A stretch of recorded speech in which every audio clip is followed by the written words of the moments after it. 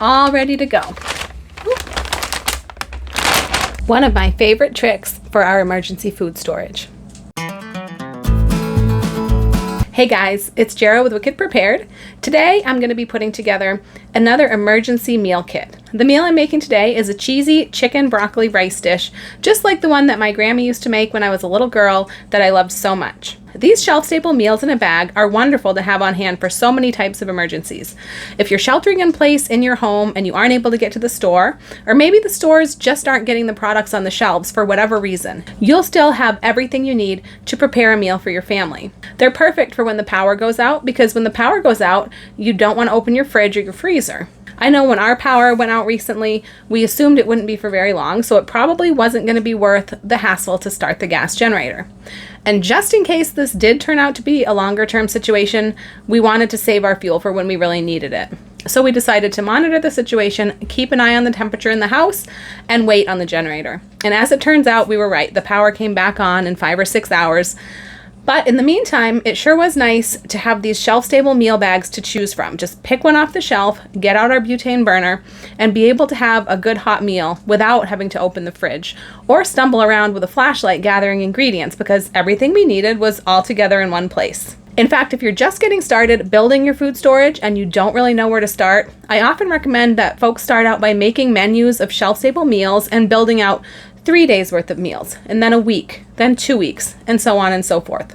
All too often, people start stockpiling foods that they see on some list somewhere, but when it comes right down to it and they really have to use their food storage, they find they have no idea how to make a real meal out of what they have stored, and often it's woefully unbalanced. Planning your food storage in terms of menus and meals can help avoid that, and this is one way to do it. So let's get right into this meal. Okay, so these are the ingredients that we're going to have in our bag. I've got 3 cans of condensed soup here. These are 3 different flavors: broccoli cheese, cheddar cheese, and cream of chicken. Then I've got a can of chicken broth, and I've got a can of chicken here. This is home canned chicken breast, 1 pint. But if you don't have home canned, you can go ahead and use a can like this of store-bought canned chicken breast. This is a large 25-ounce can. And then we've got our rice. We're going to be using instant rice, and you can use either white or brown rice. Either one, doesn't matter. And then, of course, we've got our broccoli. I'm going to be using freeze-dried broccoli in this dish today. This is one of the reasons that we love our freeze-dried foods, because it allows us to have things like broccoli in our food storage. I don't know if you've ever tried canning broccoli, but friends, it is no bueno. And broccoli is definitely not something that you want to miss out on in your food storage, because look at all the nutrients it has. It's got some fiber, it's got a ton of vitamin C, it's got some potassium. It's really good for you, and it is one of our family's favorite veggies. It's even awesome to snack on right out of the can. That is so sweet and good. I know so many people who are just so tickled that their kids or their grandkids just love to snack on broccoli straight out of the can. And then, of course, the final ingredient that I have here are these crispy French fried onions. This is just a small bag. It's from the Dollar Tree.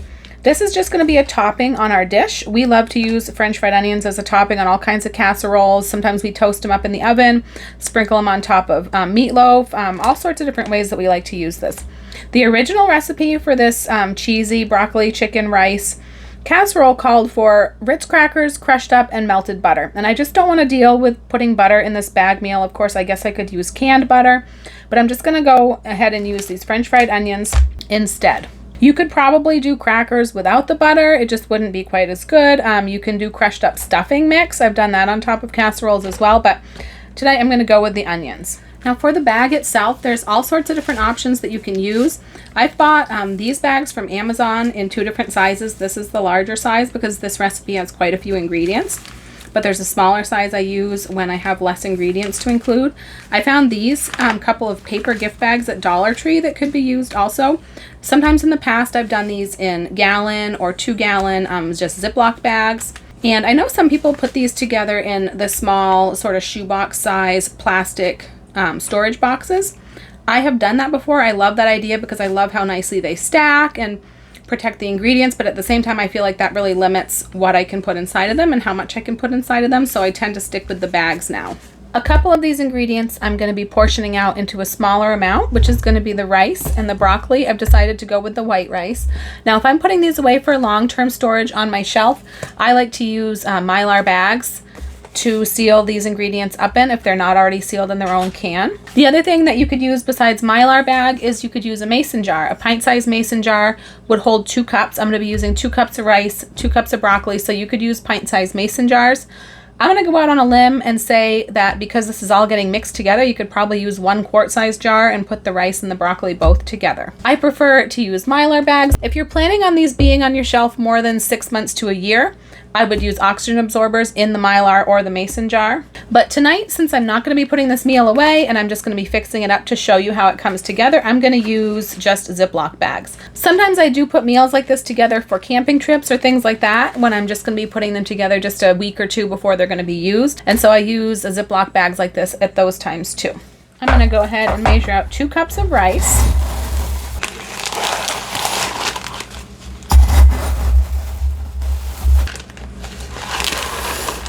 All right, so there's our 2 cups of rice. Just gonna press as much air out of this as I can and seal it up. And like I said, I think it would be fine to put the broccoli right in the same bag with the rice, but because these bags are pretty inexpensive and they don't take up a lot of space, I'm gonna go ahead and use a separate bag for my broccoli. I'm gonna go ahead and get 2 cups of the broccoli.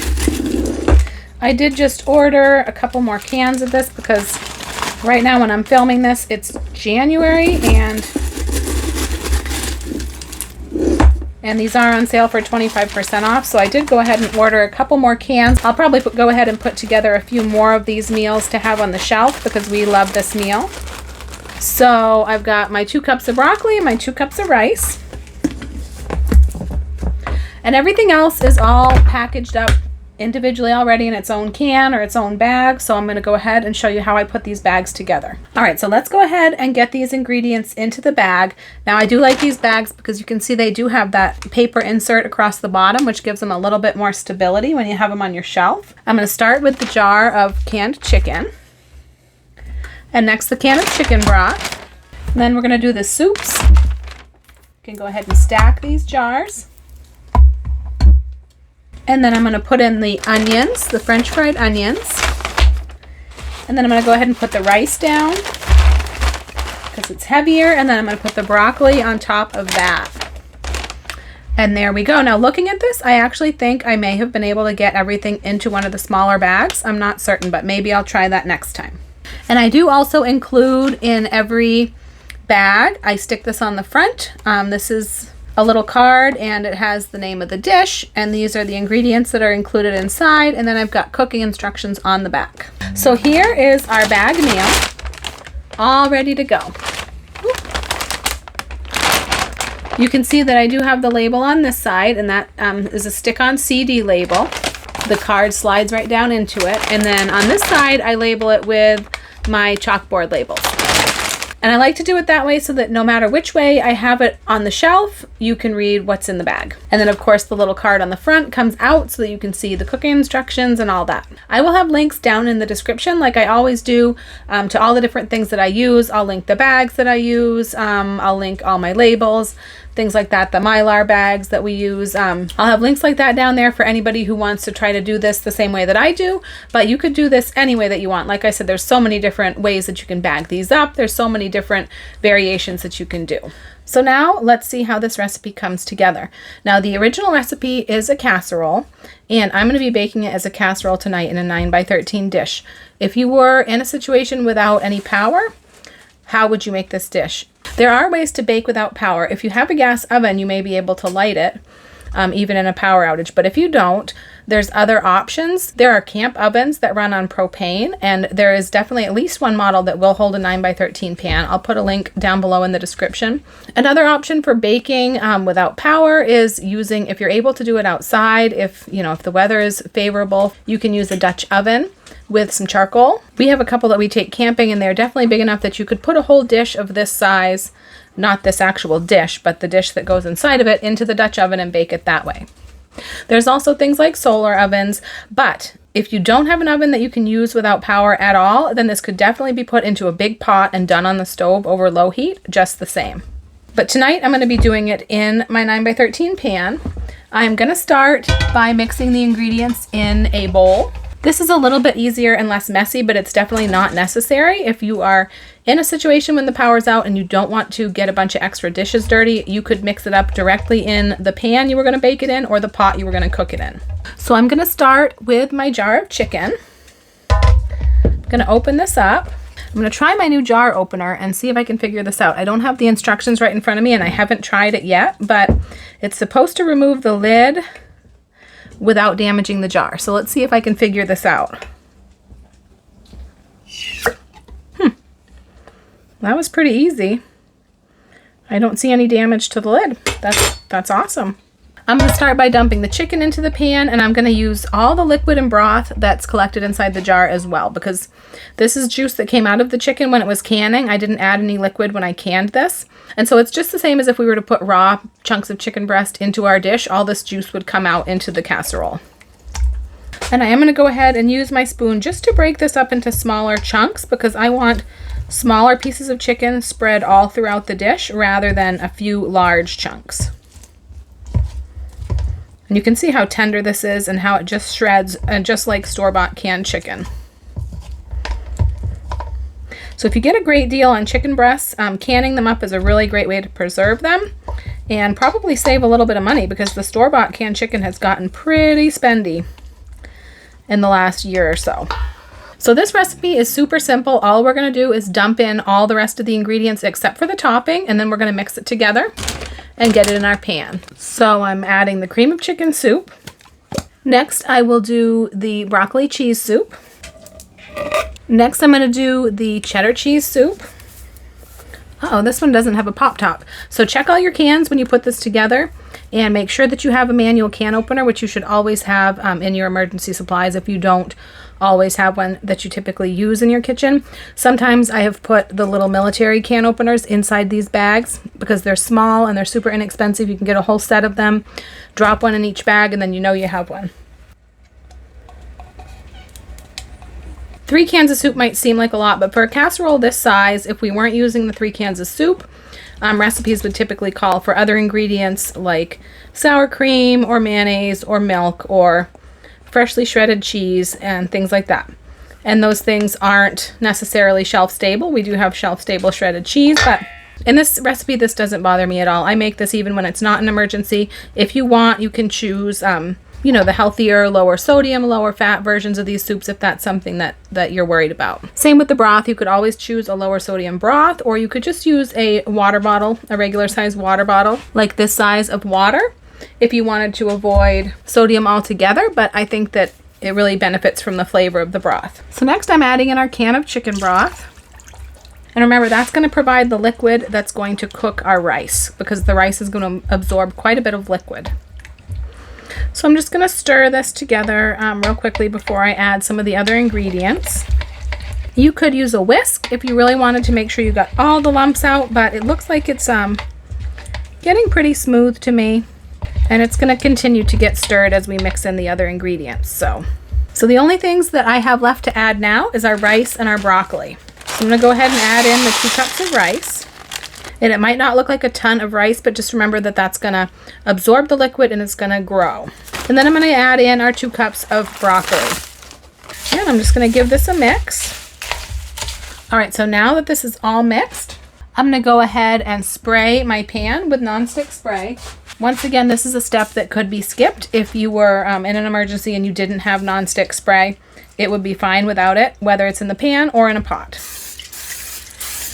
This is more like a habit for me than anything else. And I'm starting to move away from using the nonstick spray all the time. But I'm just going to go ahead and dump this casserole mixture right into the pan. All right, so now I'm going to go ahead and cover this with a sheet of foil. Cover it tightly.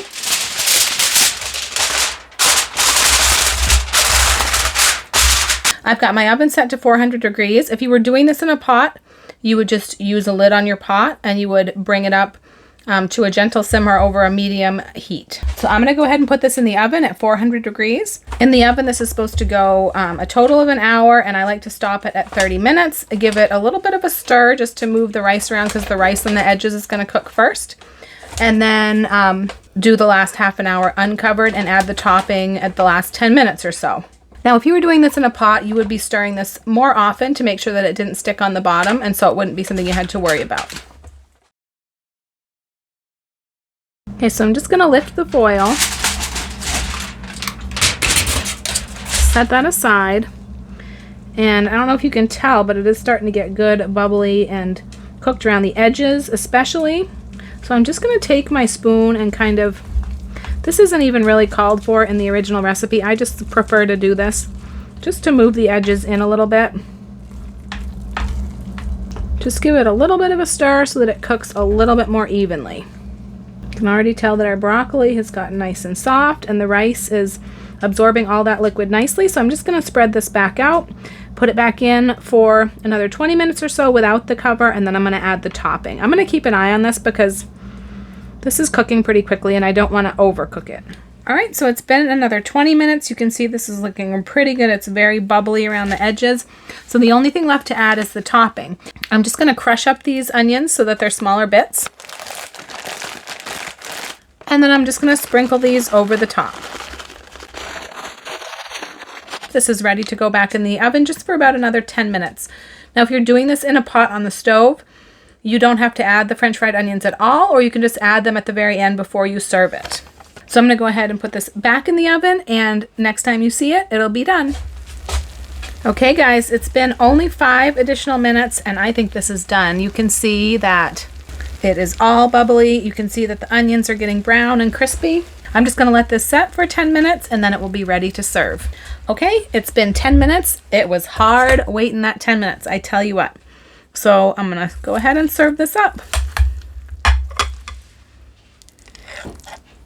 Now, the wonderful thing about this is that this is really a complete one-dish meal. You've got your protein and the chicken, you've got veggies with the broccoli, and then you've got your starch with the rice. Now, if you wanted to add a little bit more to this meal, a little bit extra nutrition, you could always throw a can of fruit into the bag with this meal, or you could throw in a can of like a different veggie like peas or green beans or something like that. But this really is a complete meal all in one dish.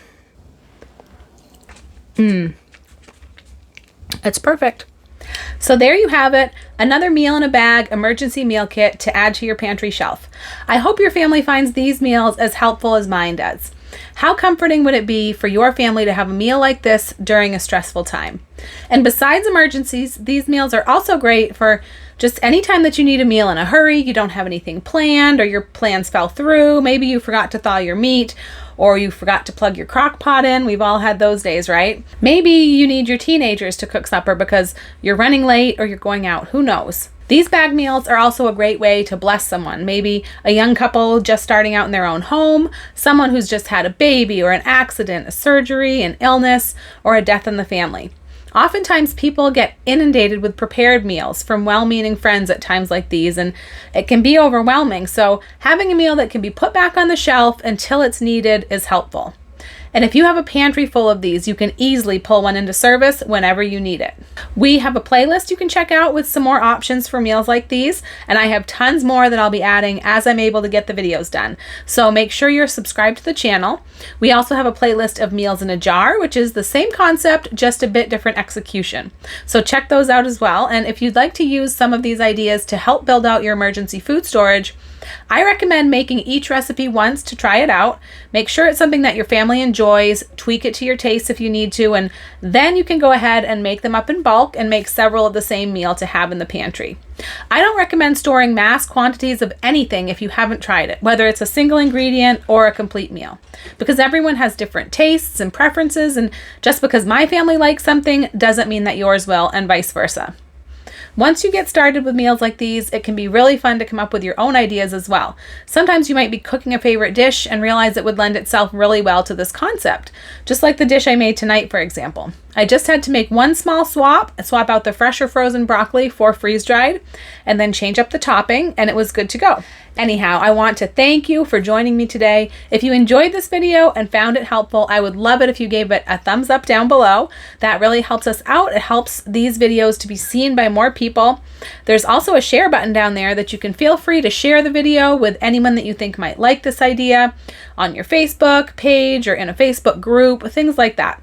So don't forget to like, share, and subscribe. If you made it all the way to the end of the video, leave me a broccoli emoji down in the comments. And I'll leave that playlist I mentioned right up here for you to check out next. I'm Jara with Wicked Prepared. Survive today, thrive tomorrow. We'll see you next time.